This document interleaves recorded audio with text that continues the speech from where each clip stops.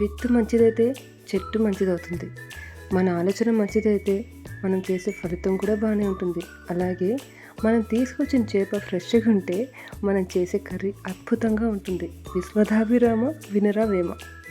ఈ సామెత ఈరోజు ఎందుకు చెప్పానో అర్థమైంది అనుకుంటా.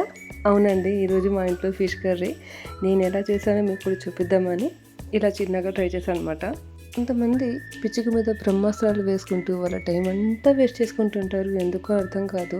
కొంతమంది అయితే వాళ్ళు అసలు పోయిన జన్మలో బల్లులాగా పుట్టుంటారు అనుకుంటా.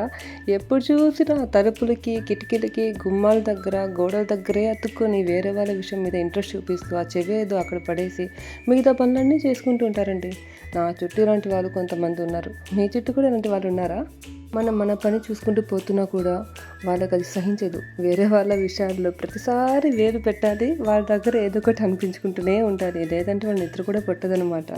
ఇప్పుడే మర్చిపోయాను, ఈ రోజుల్లో దొంగలు వింతగా మారిపోయారండి. బట్టలు బంగారం డబ్బులు కాదు, చెప్పులు కూడా తీసుకెళ్ళిపోతున్నారండి. అవునండి బాబు, కొత్త చెప్పులు 2000 పెట్టి తీసుకున్నారు మా ఇంటి ఎదురుగా వాళ్ళు. ఆ చెప్పులు కూడా గోవింద చెప్పులు అనేవి ఇంటి బయట వదులుతారండి. ఇప్పుడు దాన్ని కూడా ఇంటి లోపల వదులుకోవాలా? దేవుడా, ఇలాంటి రోజులు వచ్చాయ్యా. చిన్నప్పుడు అమ్మ వాళ్ళు చేపల కర్రీ చేయాలంటే ఖచ్చితంగా మట్టి పాత్రలను చేసేవాళ్ళమాట.